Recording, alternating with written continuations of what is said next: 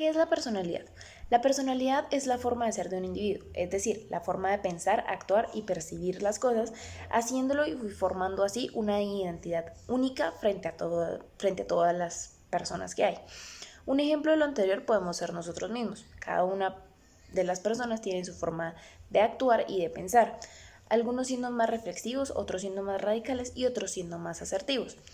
Y pues no solo es en la manera como tal de pensar, sino es en la manera de actuar también y de percibir el mundo a su alrededor, haciendo que todos nosotros seamos únicos e invariables. Cuando hablamos de personalidad encontramos dos elementos muy importantes, que son la estructura y el proceso. Cuando hablamos de estructura se hace referencia a los elementos más estables de la personalidad. Estas estructuras reciben el nombre de rasgos, que son las respuestas que tiene una persona hacia ciertas situaciones, y algunas son conocidas por la gente como por ejemplo la hostilidad o la sociabilidad. A su vez también estas tienen como unos tipos de agrupaciones que son como subrasgos, ¿sí? Estas se mencionan comúnmente cuando dicen que una persona es extrovertida o introvertida o psicótica, entre otros. Los rasgos terminan siendo constructos con los cuales podemos comparar a una persona con otra. Proceso. Cuando hablamos de proceso, hablamos de la parte más dinámica de la personalidad, asociada a factores de motivación, cognitivos o afectivos, que estos tienen relación con la conducta. Es decir, la conducta de la persona será ocasionada por la intervención de estos factores que tienden a tener interacción con la situación o el contexto considerados. ¿Qué es el temperamento? Podemos definir como temperamento las diferencias individuales en el estado de ánimo o en cualidad de respuesta emocional, siendo hereditarias y basadas en procesos netamente biológicos. Un ejemplo de lo anteriormente mencionado es cuando un individuo que es constantemente alegre o que su manera de reaccionar a las cosas sea de manera agresiva. Estas hacen parte del temperamento. Ahora bien, como mi compañera habló sobre el concepto de personalidad y el concepto de temperamento, vamos a hablar sobre las diferencias de estos dos. Empecemos porque estos comprenden varias diferencias y una de las principales es su origen. El origen del temperamento es innato. Este se da en el momento en el que nacemos y es inmodificable, aunque se puede educar. Esta es la herencia genética, que influye de forma muy importante en el funcionamiento del sistema nervioso y endocrino, o sea, la influencia relativa de distintos neurotransmisores y hormonas. En cambio, hablando de la personalidad, esta comprende factores biológicos, sociales, cognitivos y genéticos. Esta se va a ir creando a medida que va pasando los años.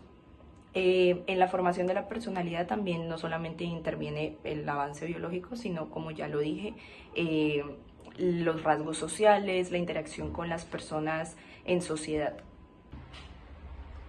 Ahora bien, la diferencia grande está en esa. La personalidad engloba el temperamento, pero no viceversa. El temperamento es algo innato, mientras que la personalidad, como ya lo habíamos dicho, es algo que uno puede ir educándose y puede ir cambiando, como el concepto que mi compañera anteriormente nos dio. En la teoría de la personalidad psicoanalítica hay varios componentes, está lo espacial y las instancias. En lo espacial está el preconsciente, el consciente y el inconsciente. El inconsciente del psicoanálisis es donde está la mayor parte de la personalidad. Lo inconsciente está todo el material reprimido, lo que no es de fácil acceso, lo que no logra llegar con rapidez al preconsciente o al consciente por la represión que hay sobre este material. Un ejemplo de esto son las fijaciones de los deseos infantiles que hay en esta parte o en este apartado. En el preconsciente no hay contenido consciente o no hay un contenido en la conciencia como tal, y por esto descriptivamente es inconsciente. Pero el acceso de lo inconsciente a la consciente es mucho más rápido. Son conocimientos o recuerdos que no están actualizados, un ejemplo, una dirección, un apellido.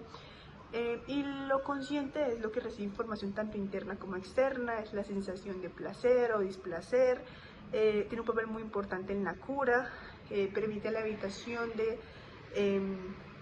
lo que conscientemente es desagradable o es no placentero.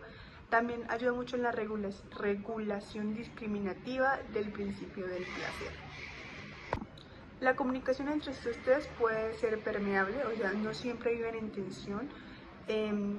Puede haber una adaptación o un equilibrio entre pues, sí mismo y el mundo exterior. Esto depende mucho de la madurez de la persona y también del yo. Entrando al tema del yo, son las instancias, el ello, el yo y el superyo. El ello es todo lo, digámoslo así, lo más antiguo, con lo que nacemos, lo que heredamos. Su contenido es más, digámoslo, inconsciente. Es donde hay una primera expresión psíquica de las pulsiones, donde hay mucho influjo del pasado. El yo es un mediador que se encarga de ser como ese puente entre el ello y el mundo exterior. Tiene gran control sobre los movimientos voluntarios, por eso su función también es la autoconservación y la cumple por medio de los estímulos, porque los almacena, los evita los hipertensos, también los enfrenta si son moderados, aprende también mucho a alterar el mundo, y pues ya a nivel más interno hacia el ello tiene mucho, digamos, como poder de autoridad sobre porque él es el que como que maneja si se puede cumplir una satisfacción en ese momento, si tal vez hay que desplazarla o si más bien hay que reprimirla de alguna manera, ¿sí?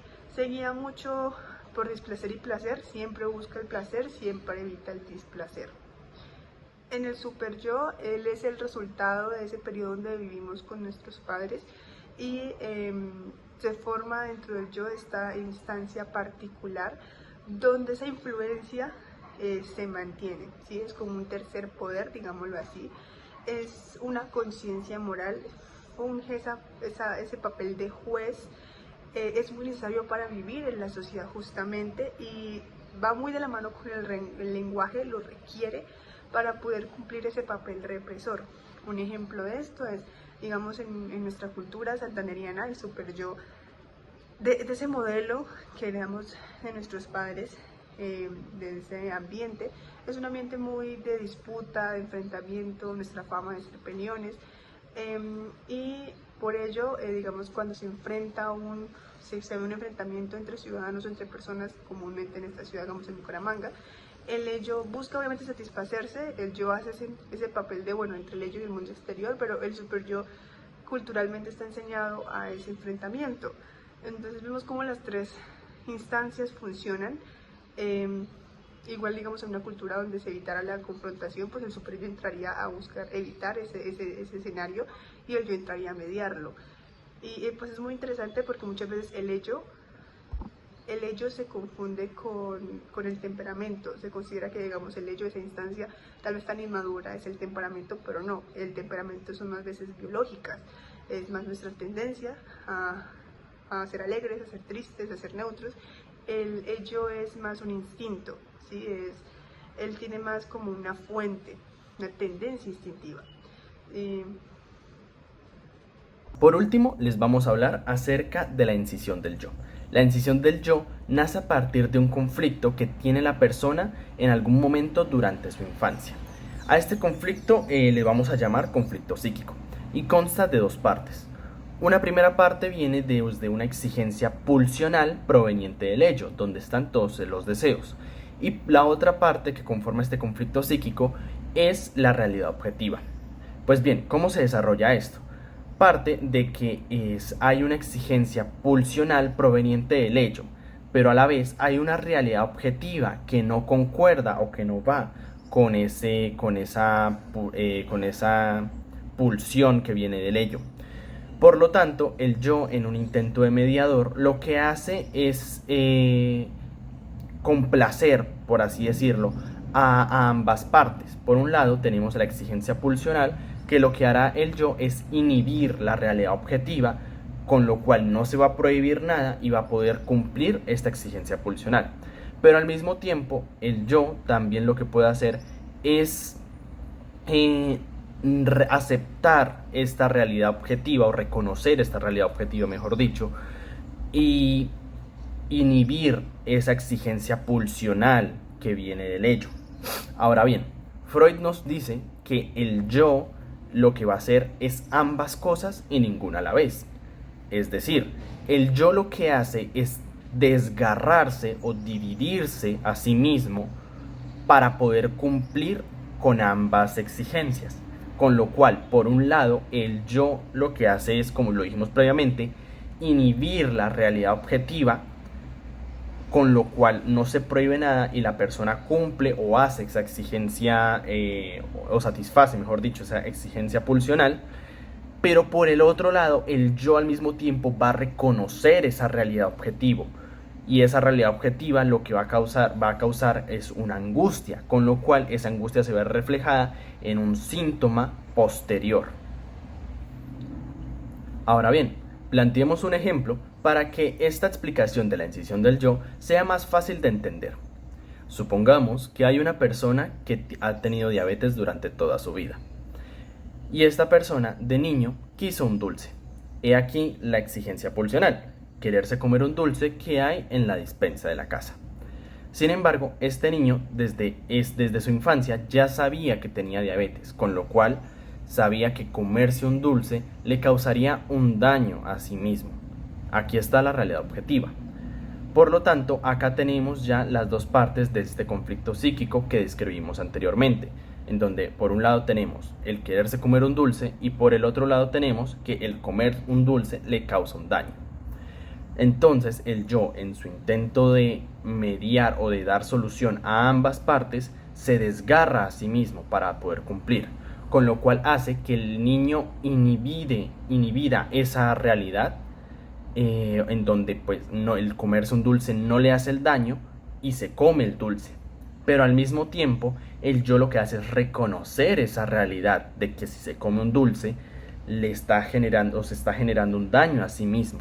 Y el reconocimiento de esta realidad le causa una angustia que se ve reflejada como un fuerte dolor de cabeza que va a tener cada vez que el niño se va a comer un dulce. He aquí un ejemplo de manera sencilla de lo que es la incisión del yo y que pues el niño va a sufrir cada vez que tenga este conflicto de quererse comer un dulce, en donde pues por un lado se lo va a comer, pero por el otro va a reconocer que comer dulce está mal y se va a ir generando el dolor de cabeza continuamente.